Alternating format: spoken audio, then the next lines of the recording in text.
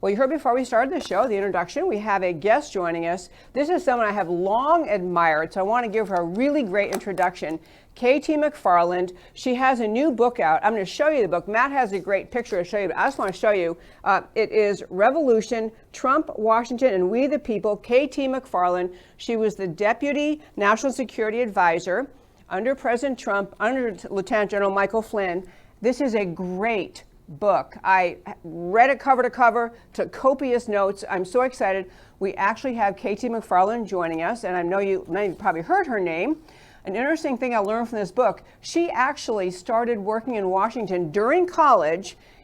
When she was in undergrad at George Washington, began working in the Nixon administration and ended up working along with Henry Kissinger, one of the premier, of course, figures in American history, towering figure in the Nixon administration.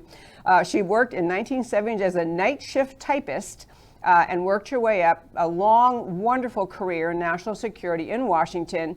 And she was inside the White House during the brief tenure of Lieutenant General Michael Flynn as President Trump's national security advisor. So without further ado, I believe we have, yes, we do. Hello, K.T. McFarland. Well, that's a wonderful introduction. I think we should just stop there. It doesn't get any better than that. But thank you so much. And I'm really honored to be with you, Debbie. It's really great. It's a great honor to see another woman who's really been a career, you've really broken a lot of glass ceilings and shattered things as you've made your career. And so it's an honor to be with you too. Well, thank you so very much. It's funny, I was thinking when I was praising your book, a lot of the reason I love your book, I love the detail, we're going to dive right into it, but I love what you said about your ideas about America, about nationalism and populism, the right ideas of those, because they're a little bit on the ballot in 2020. This notion of, do we embrace this nationalism, populism thing that was just really rebirthed under President Trump's campaign, or do we go to the other direction? I'm teasing that topic, but I first want to get back to the top of the news item. So, of course, there was this great story that came out of Washington that we now saw that Susan Rice had written a memo, literally as she's leaving the White House at the end of the Obama administration, claiming to recount what actually happened in a January 5th meeting inside the White House, where she's essentially laying out, he said, I said. So what is your take on that? Is there any legitimacy to Susan Rice's memo at all? Look, I think there are a couple of things that stick out, and you'll like this as a lawyer too. So number one, it was a CYA. Knew, as did the Obama administration, as did the White House counsel, who apparently told her to write the letter, that they'd probably done some really bad stuff. And they realized that it was going to be uncovered. So what she did was very clever. By sending that memo in, not at 5 minutes to 12, but at 10 minutes past 12 on January 20th, that's the inauguration day. So at 12 o'clock, the Obama administration ended and the Trump administration began. So by putting her memo in there at 10 past 12, she ensured that it would be part of the Trump administration documents. She left it there because she knew people were going to come looking. And if in the writing of it and the way she describes it, it was basically to say, President Obama said several times that we have to do this by the book. If we're investigating Flynn or handing over information, it's got to be done by the book. Well, that's not only is she CYO herself, but also President Obama. But then the interesting thing was, after she wrote this, 3 months later, Comey went before Congress. And he said, well, the only reason we were investigating Flynn was because President Obama had concerns. So they're already starting to point the finger at Susan Rice is saying, well, President Obama wanted to make sure everything was done by the books. If anything was done not by the books, that wasn't us, that was Comey. And then Comey is now saying, well, I did what I was told to do. I was just following orders. So I think they understand, they know full well they're in trouble. And this is preemptive steps that they were taking even from the very beginning. But why? Because they all knew that there was nothing to the Russia hoax, that there was nothing to Russian collusion. And yet they wanted to perpetuate that myth, and they were going to use that, and they did almost successfully, to stop President Trump in his tracks. So he couldn't deliver the campaign promises that he made. Now, he ended up delivering on the campaign promises, but they tried their hardest to hamstring him before he even walked in the door. That was a great summary. They absolutely did. What's so amazing in this modern era when media is out there, everything said in a text, in a tweet, anything said publicly, if you're a public official, everyone's going to go find it. So the idea that people thought they could, in this particular case, there was the March 2017 interview of Susan Rice, on television, where they said, did you have any knowledge of the surveilling of the Trump campaign? This was with Judy Woodruff. They specifically asked her, and she said, nope, didn't know a thing. How do these people not think that these statements they made that contradict what they're now saying are not going to come back to them? It's amazingly brazen. It's also, I guess, a little bit of faith that the more left-wing media is not ever going to call them on their lies or contradictions. Right. Oh, that's true. That's true. But remember, if it wasn't for Rick Grinnell, who was the acting Director of National Intelligence, and if it wasn't for Attorney General Barr, both of whom got into these positions fairly late in the game, this stuff would have been buried forever. The FBI Director, Wray, he's been sitting on this stuff for 2 years. He didn't bring any of it to the fore. So I think they honestly thought they could get away with it. The only reason they're not is because in the last 2 or 3 weeks, documents have been declassified, notes have been found, handwritten notes of FBI agents, senior FBI officials saying, well, what do we want to do with Flynn? Catch him in a perjury trap or get him fired? So the evidence is all there. It is now coming out, and it's coming out very quickly. New documents even released in the next day or two. And I think that at the end of the day, we'll find out that it was a pretty sordid abuse of power, really, by the intelligence community, by the senior officials of the Obama administration, and in not collusion maybe, but they were in concert with their allies in the liberal media. They were all part of the same game. The intelligence community, the Obama officials, the liberal media, they were all in it together. They certainly were all in it together. I like the term in cahoots. That maybe it's not rising to the level of conspiracy, a legal definition, but at least in cahoots. So I love that. I want to ask one more question specifically as to the Mueller, Flynn, all that investigation, which is, do you actually think, because I'm becoming concerned about Attorney General Barr and whether we're going to get to a point there will be a full vetting of everything they've discovered with the Durham investigation, a full laying out of what they understand, and possible indictments of some officials. And I know you don't have a crystal ball, but what is your sense of it? Do you think that there's ever going to be legal accountability? You know, I'm not a lawyer, so I can't say what laws were or weren't broken. But Attorney General Barr said something last week I thought was really significant. He said that he's not looking at Obama, he's not looking at Biden to charge them with crimes. Now, why is that significant? Well, in and of itself, obviously, but that means that he doesn't have to stop this investigation before the election. That means he can go on. He's investigating people who are either no longer government officials, and I would put in that category James Comey, John Brennan, James Clapper. Those people are all being investigated, perhaps even Susan Rice. And will indictments be brought? Well, you tell me. I'm not an expert on what's a federal offense or not, but those names are certainly going to, they're going to lose a lot of reputational damage. Let's say there's going to be a lot of reputational damage, even if they're not indictments. I also think that in some cases there will be indictments of people who lied, who clearly lied, who knew they were lying, and who perpetuated this on the American people. Because it wasn't just me. I mean, I was collateral damage. General Flynn was collateral damage. Yep. To a certain extent, they all wanted to get President Trump. They were trying to find any way they could do to get him. But the real damage that's been done is for the last 3 years, they have sent us on a wild goose chase. We've all been screaming at each other for 3 years. Russian collusion, cover up, deep state. And guess who's won out of all of this? The Chinese. They've exploited our divisions while we were sleeping or while we were fighting with ourselves. What have they done? I mean, just look at the virus. Not only that, but it's all the economic steps that they've taken, the military steps that they've taken. And so I really think that because America, the American people, were so sidetracked and sort of pushed into a different direction, that we all took our eye off the ball. And that's the real long-term damage, not just to a few individuals. And President Trump, he's tough as nails. He'll be just fine. But it was what's really, we've lost valuable time in the nation. I want to come back to that point because I love that point. I think it's exactly right. It's an astonishing thing to see a president who really ran on a country-changing agenda, a course-correcting agenda, specifically speaking, even during the campaign about China, and so much occurring all during his presidency. And yet what filled most headlines and most talk shows was the latest little hint of maybe what Mueller might have found and maybe what so-and-so might have said. But I'm going to turn, I have to tell you, you don't know our show very well, but I talk a lot very favorably about President Trump. I was not a supporter in the primary. You know, I'm a good Texan, and we got behind Ted Cruz, and I still love the guy. But I have come to so deeply appreciate President Trump's role in this country, his place in history. So I want to start with, because he came from, as everyone knows, he came from the business world. He wasn't a political type.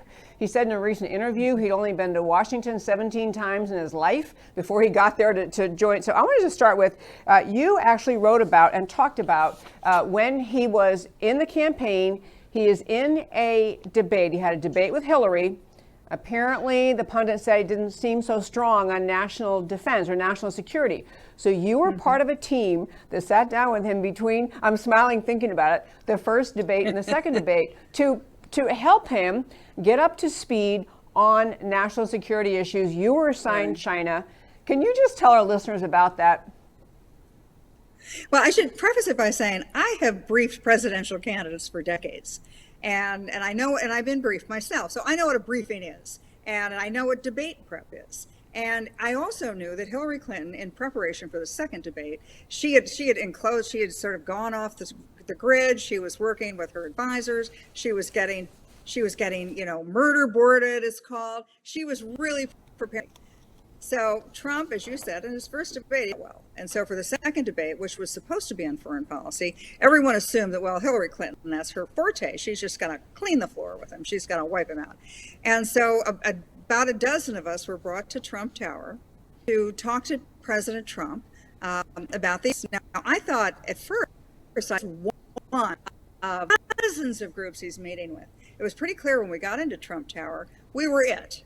It was the 17 people sitting around the room that were going to brief Donald Trump for 1 hour on all the foreign policy issues. So, in preparation, we'd each had our topics. Somebody had Russia, somebody had nuclear weapons, I had China, somebody else had Europe. So we start, and Senator Sessions was leading the debate, or leading the meeting. And so he had his checklist. We all had our checklist, and he'd turn to each of us and start saying, well, I'm introducing, here's KT McFarland. She's going to talk about China. I got 3 sentences out, and Trump starts interrupting.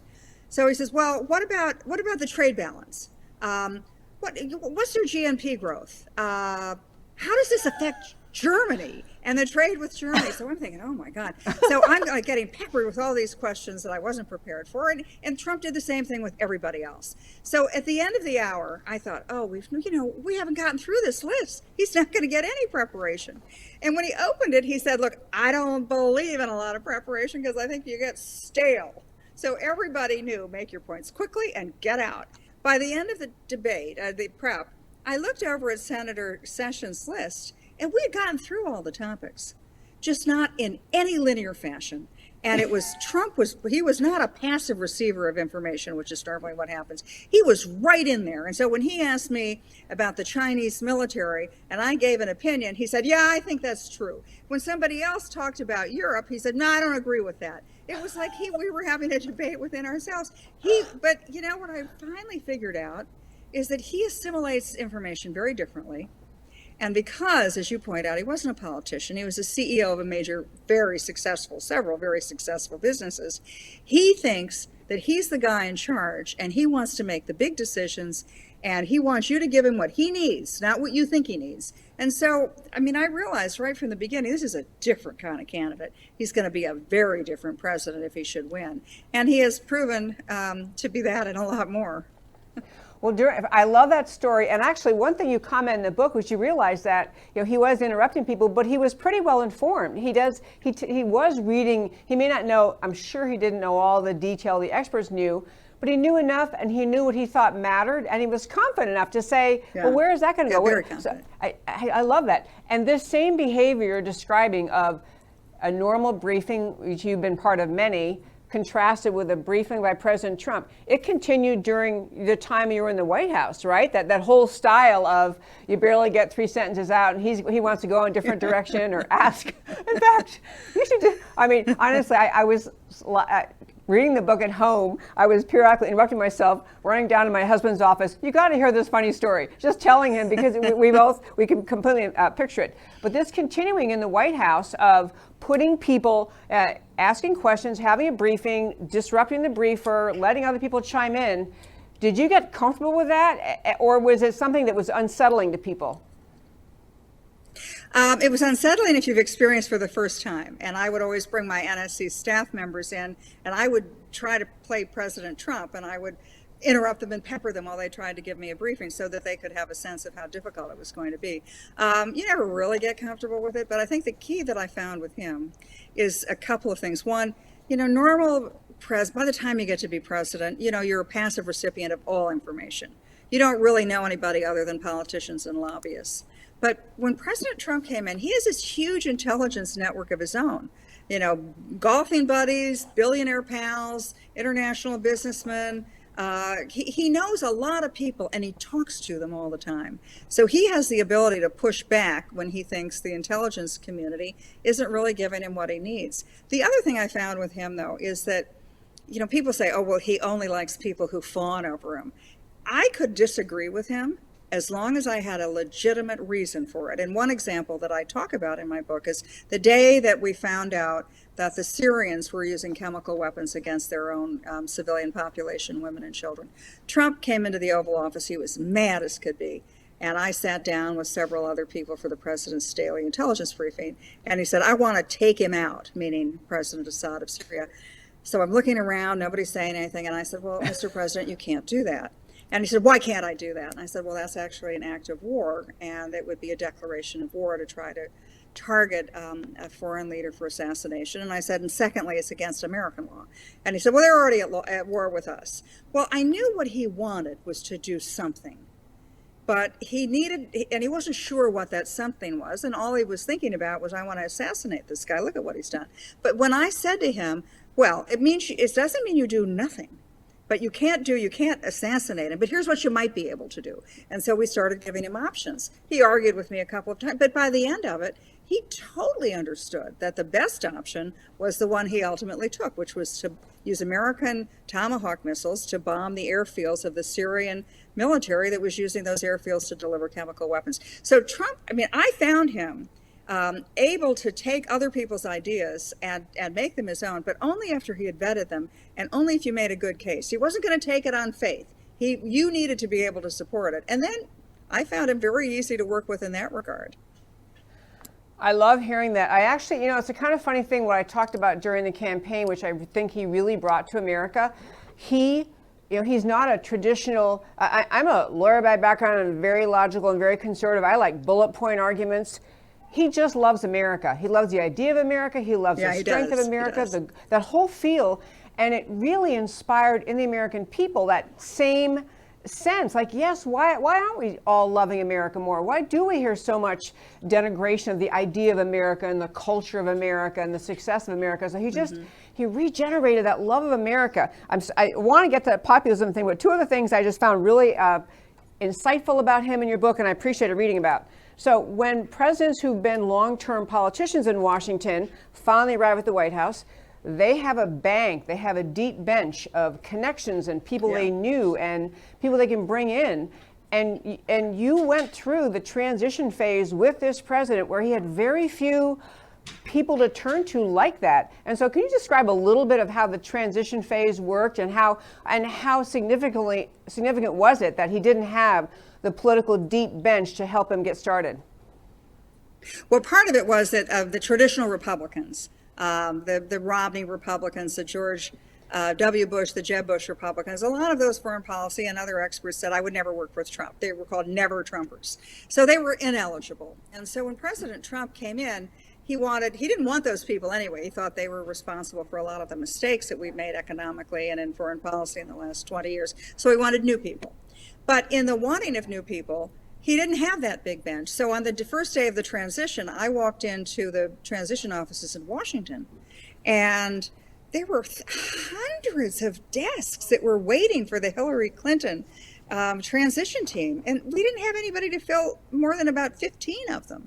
So part of the problem there was that then people who thought they should have had those jobs, either in the Clinton administration or the Jeb Bush administration, were very quick to criticize Trump and leak and anonymous sources. But when I then went back up to Trump Tower and sat down with Reince Priebus, who was going to be chief of staff, and several others, I said, well, here's how the White House works. And it dawned on me as I was talking to them that, gee, none of them were from Washington. None of them had been in the White House before. They hadn't worked in the West Wing. In fact, most of them hadn't even been on a White House tour. I think President Trump was the only one who had actually been in the White House, and that's because he probably went to some state dinners. So they really didn't know what was about to hit them. And I even took out a yellow legal pad and started drawing a map of the, of a diagram of there's the Oval Office, here's the Chief of Staff's office, here's the Vice President's office, and then went through and talked about the responsibilities of those jobs. So in a lot of ways, this was an administration that had a tough time getting their feet on the ground, but that was actually a good thing. Because if they had hired the same old people, the same old ideas, and the same old stuff that had failed, economically had failed, we had failed to protect American interests abroad, either security interests or economic interests, and Trump would have had the same old policy. So I think this was the price of admission. He needed to get new people with new ideas who would follow his lead, and it took a little while to get it organized. But in the end of the day, he got what he wanted. I think the team he has now is very much the people that he wants. He likes his attorney general, he likes his chief of staff, his national security advisor, secretary of state. They're all terrific, and they really understand Trump's agenda, and they're supporting him. I'm not trying to fight against him and tell him that he's not smart enough to be president. Clearly that did not go over for anyone to apply that. No. One last thing about your life at the time in Washington. You wrote about this meeting early on in the White House. You had Lieutenant General Michael Flynn, National Security Advisor, you're his deputy, called a meeting in the White House of the entire big NSA staff. And one of the questions you got was, what does he mean by America first? I thought that was so revealing that you'd be someone working in the White House and you would be political enough to be in any way involved in the NSA, and you have a new president and they had no idea what he was talking about. I found it kind of alarming, and yet at least they were brave enough to ask. So can you just kind of give your sense, or how you answer your sense of what you think Donald Trump meant by America first? It was a great answer in your book. Well, I think the question, by the way, was quite snarky, because there was a movement before World War II of American isolationism, and it was called America First. So when I addressed the question that the staff members of the 400 members of the National Security Council staff, and I said, look, if you think that Donald Trump is referring to some World War II movement, he doesn't even know what it is, and if he did, he wouldn't care. But what Donald Trump cares about is putting America's interests first. And for decades, the United States had put the interests of other countries first. And they did it for a couple of reasons, because after World War II, the European countries and the Asian countries were broke. They were bankrupt. They were devastated. So the United States, with the Marshall Plan and other programs, we tried to build up their economies at the expense of our own often, and we shared the dominant expenses and put in the majority of resources for our mutual defense treaties. And it was never done so that we would do it permanently. We weren't going to underwrite the whole world forever, but it was done until they could get themselves on their feet. And they did. And yet we never recalibrated those agreements. So when President Trump came in and he talked about NATO, why was the United States continuing and still putting 75% of the expense of NATO, why were we paying for it when it was really to defend the European countries? Similarly, he went to the Chinese and he said to them, look, we helped you get on your feet, and we gave you preferential tariffs, and you've taken advantage of us. And at the same time, we want to recalibrate our relationship and our tariffs. And the Chinese said, oh, no, just like the Europeans, they didn't want to change anything. They were delighted to be freeloading and free riding along. And so that's why I think President Trump understood that you have to start putting America's interests first, that the day is long gone when we can support and pay for everybody's everything, because it was having an enormous effect, negative effect on the American economy and the American security. And I think that's driven him the whole way. It's not just American interests, but we've been taken advantage of. And we don't want to have no treaties. We don't want to have no allies. We just want to have a fair situation with them. And it's about time. And sure enough, all of the allies have actually come around. It's taken a couple of years, but they have. And I think the Chinese, up until the virus, I think even the Chinese had come along. So as I was mentioning at the start of our interview and in talking about your book before you came on, I thought among the many great themes you covered several times and defined well were these ideas of what's kind of back on track in the American political conversation is what is the right sense of nationalism, the right sense of populism, because those are they were really reinvigorated by the Trump campaign, and they are among the concepts in America that the left just eviscerates and attaches very false ideas to. So just share with us your sense of what you say you embrace, the nationalism and populism. What do you mean by that? Well, populism to me is pure democracy. And that's when the American people, the voters, we have not only the right, but the responsibility to choose our leaders. And they're supposed to govern us. If we don't like them, we get rid of them. And we have another election. It's a peaceful revolution that we have. But what's happened over the last 20 or 30 years is that the people in Washington, often the bureaucrats, they're not elected by anybody, they're not accountable to anybody, they can't be fired by anybody. They were the people who were running things. And I think that what we've seen in the 2016 election, and we've seen since, is those people, the Washington establishment, I'll call them, they don't think the American people should have the right to govern themselves. They think we made a mistake in 2016, and so they think that that's why I think the whole effort to not let Trump be Trump, but to govern instead of Trump. And so populism to me is that the right of the people to choose our leaders. The other thing that I concluded about populism and the American system is our founding fathers expected us to have political revolutions. I mean, they knew the nature of man. They knew the nature of government was to keep getting bigger and bigger with more power, more responsibilities, and taking freedoms away from the people. So they gave us the right to a political revolution. And we've gone through them before. Every 40 years or so, the government in Washington becomes so disconnected from the people that we throw them out and we get new leaders. And I think it's because of the very dynamic nature of America. And it's not just immigration, but it's the way we earn a living. It's our industrial revolution. It's the technology revolution.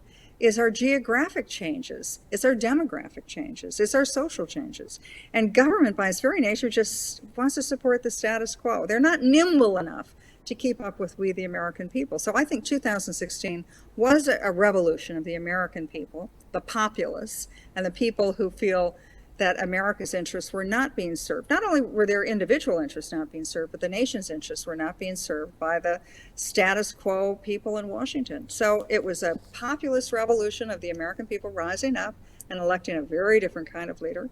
And it was also a nationalist revolution of saying, you know, we don't like this thing of the globalism thing where we're putting everybody else's interests first, and we're kind of giving up our own sovereignty to some international organization that doesn't really have our interests at heart.